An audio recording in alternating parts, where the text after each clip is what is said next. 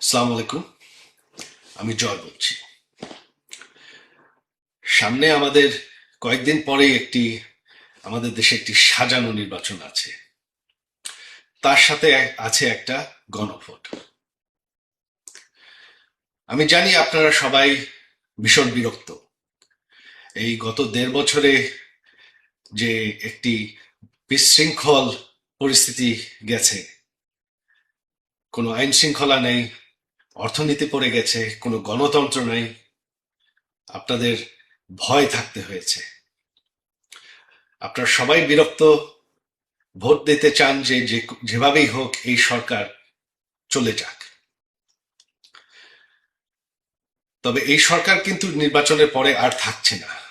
আপনারা ভোট দেন কি না দেন, এই সরকার এমনিও যাচ্ছে অমনিও যাচ্ছে।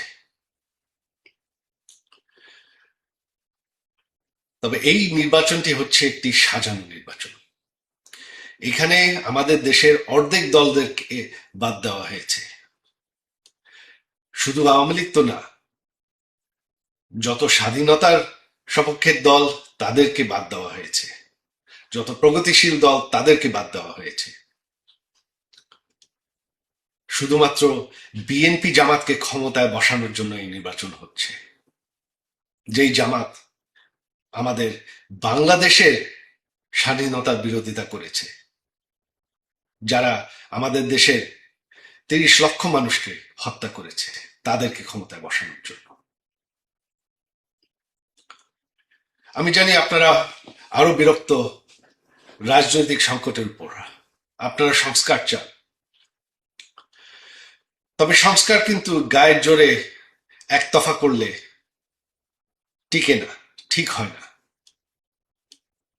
এইটা আমাদের ৭৫-এর পর যারা সামরিক শাসন করেছেন তারাও চেষ্টা করেছে ঠিক সেই গণভোট করে, সংস্কার করে রাজনৈতিক উন্নয়ন আনতে। তাতে কি হয়েছে? তাতে আমাদের গণতন্ত্র আরো দুর্বল হয়েছে। এই গণভোটের পর আমাদের গণতন্ত্র আবারও দুর্বল হয়ে যাবে। রাজনৈতিক সংকট, সংঘর্ষ আবার ফিরে আসবে। আজ হোক কাল হোক আবারও আন্দোলন হবে, আবারও এরকম পরিস্থিতি ফিরে আসবে। গণতন্ত্রের উন্নয়ন হতে সময় লাগে। আমি জানি আপনারা মনে করছেন যে অনেক বছর হয়ে গেছে, তবে আমাদের দেশ কিন্তু এখনো একটি নতুন দেশ, মাত্র ৫০ বছর বয়স। গণতন্ত্রকে আরো সময় দিতে হবে। আর সংস্কার করতে হলে সকল মানুষের ভোট নিতে হবে, একতফা করলে হবে না। সকল দলকে মতামত নিতে হবে, একতফা করলে হবে না। তাতে আমাদের দেশের গণতন্ত্রের, রাজনীতির কোনো উন্নয়ন হবে না। তাই আমার অনুরোধ আপনাদের প্রতি, আওয়ামী লীগকে সমর্থন করেন কি না করেন, বাংলাদেশের ভালো যদি চান, বাংলাদেশের ভবিষ্যৎ যদি নিশ্চিত করতে চান, তাহলে এই নির্বাচনে ভোট দিবেন না। এটা একটা সাজানো নির্বাচন। এখানে রেজাল্ট কি হবে তারা অলরেডি নির্ধার করে বসে আছে। কত শতাংশ ভোট হবে সেটাও তারা আগের থেকেই নির্বাচন কমিশন বলে দিচ্ছে। এটা সম্পূর্ণ একটা নাটক। এই নির্বাচনে ভোট দিয়ে কোনো লাভ নেই।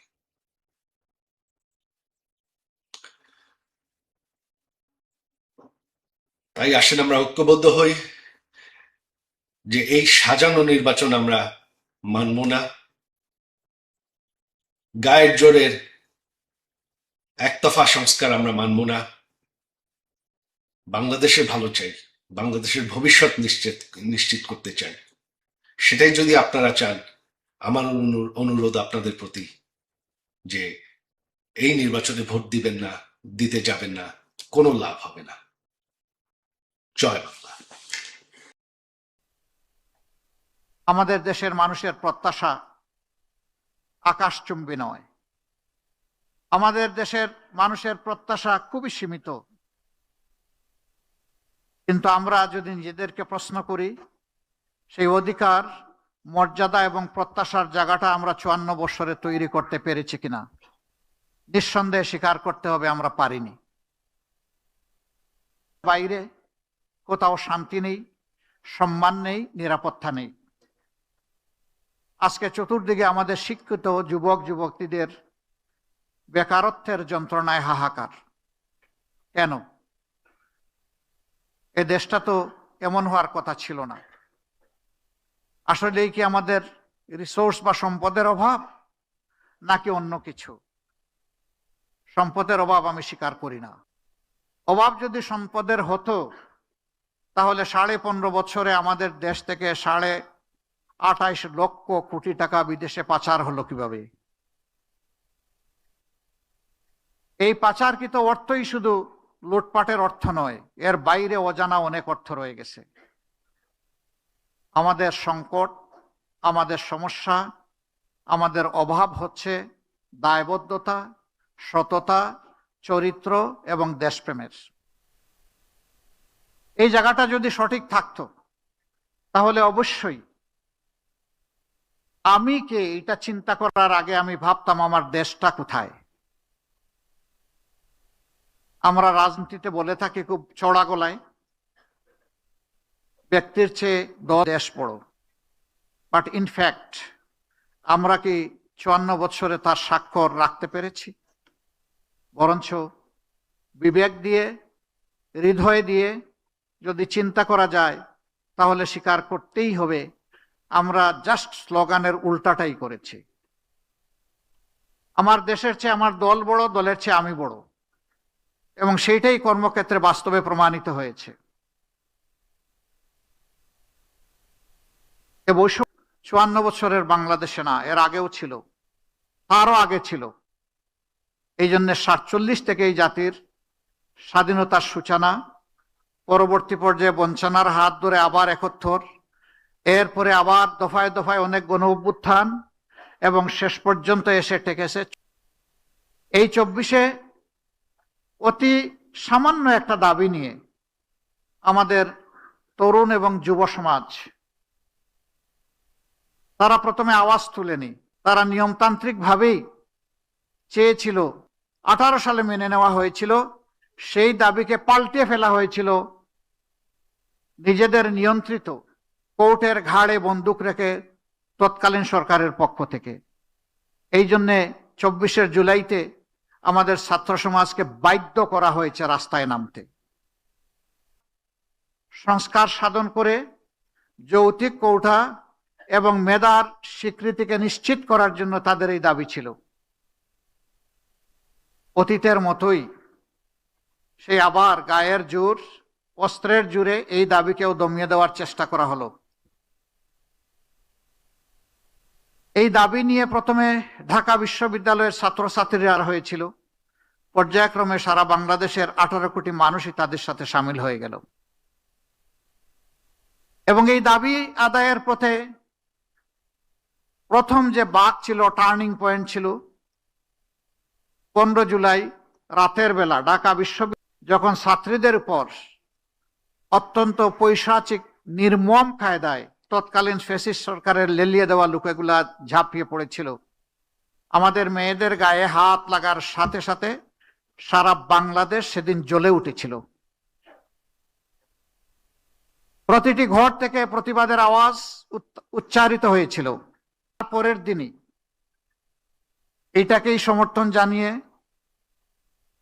দেশের উত্তরাঞ্চলে উত্তর জনপদের গুরুত্বপূর্ণ শিক্ষা প্রতিষ্ঠান বেগম রোকেয়া বিশ্ববিদ্যালয়ের মেধাবী ছাত্র আবু সাইদ রাস্তায় এসে বলেছিল, হয় আমাকে আমার অধিকার দাও, না হয় আমাকে একটা গুলি দাও। সে আরো বলেছিল যে এই যন্ত্রণার অমানিসার শেষ হবে কবে? বুকের ভিতরে তুমুল ঝড়, বুক পেতেছি গুলি কর। 1, 2, 3টা গুলি তার বুকে পড়ল এবং তাকে দুনিয়া থেকে বিদায় করে দেওয়া হলো। শেষ পর্যন্ত তার এই মার্ডারটি নিয়েও রাজনীতি করা হলো। অবশ্য সত্য আলটিমেটলি প্রতিষ্ঠিত হয়েছে। সারা বাংলাদেশের রাজপথকে লাশ দিয়ে ভরে দেওয়া হলো। কম বেশি 1400 জন তরুণ, যুবক যুবতী, শ্রমিক, ব্যবসায়ী, শিক্ষক, বিভিন্ন শ্রেণী পেশার মানুষ এই গণ উত্থানে বিপ্লবী জীবন দিয়েছেন। আমি আজ গভীর শ্রদ্ধার সাথে 71 এবং 24-এর সমস্ত শহীদদেরকে স্মরণ করছি। অবশ্য 47 না হলে 71-এর ওই মানচিত্র আমরা পেতাম না। 71 না হলে এই রাষ্ট্রকে মেরামত করার জন্য 24 আমরা পেতাম না। কাজেই প্রত্যেকটা একটা আটটার সাথে সম্পর্কিত। একটি রাজনৈতিক দলের ইশতেহার, একটি নির্বাচনকে সামনে রেখে এটি কোনো দলীয় কর্মসূচি নয়, বরঞ্চ একটি জাতির প্রতি একটি দলের চিন্তা, তার ভিশন, তার পরিকল্পনা এবং কিভাবে সে আগামীর দেশটাকে সাজাতে চায় তার একটি জীবন্ত দলিল। আমরা যদি স্মরণ রাখতাম তাহলে জুলাই যোদ্ধাদেরকে আমরা কলিজার ভিতর থেকে আমরা তাদেরকে সম্মান করতাম, ভালোবাসতাম, তাদের আকাঙ্ক্ষাকে ধারণ করতাম, কনসিভ করতাম, আর তাদের আকাঙ্ক্ষা বাস্তবায়নে নিজেরা অঙ্গীকারবদ্ধ হয়ে এগিয়ে আসতাম। হ্যাঁ, কেউ এসেছি, কেউ আসতে পারেনি। কেউ এসেছি পরিচ্ছন্ন একটি বাংলাদেশ গড়ার অঙ্গীকার নিয়ে, নতুন একটি বাংলাদেশ গড়ার অঙ্গীকার নিয়ে। যে পথে বাংলাদেশ চলছে সেই পথ থেকে বাংলাদেশকে রাজপথে, রাজনীতির রাজপথে উঠানোর অঙ্গীকার নিয়ে। আবার এ সময়ের ভিতরেই কেউ কেউ নিজেদের ভাগ্য গড়ার জন্য লেগে গেছেন এবং নানাভাবে দেশের মানুষকে তারা কষ্ট দিচ্ছেন, যার সাক্ষী আপনারা সকল, যার সাক্ষী 18 কোটি মানুষ। আমরা বড় বিনয়ের সাথে তাদেরকে অনুরোধ করেছিলাম, আমরা ছিলাম মজলুম, আমরা যেন কোনো অবস্থাতে না হই জালিম। মজলুম তো মজলুমের দুঃখ বুঝবে, মজলুম জালিম হবে কেন? আমি জানি না আমাদের এই আবেদন সবাইকে আমরা বুঝাতে পেরেছি কিনা।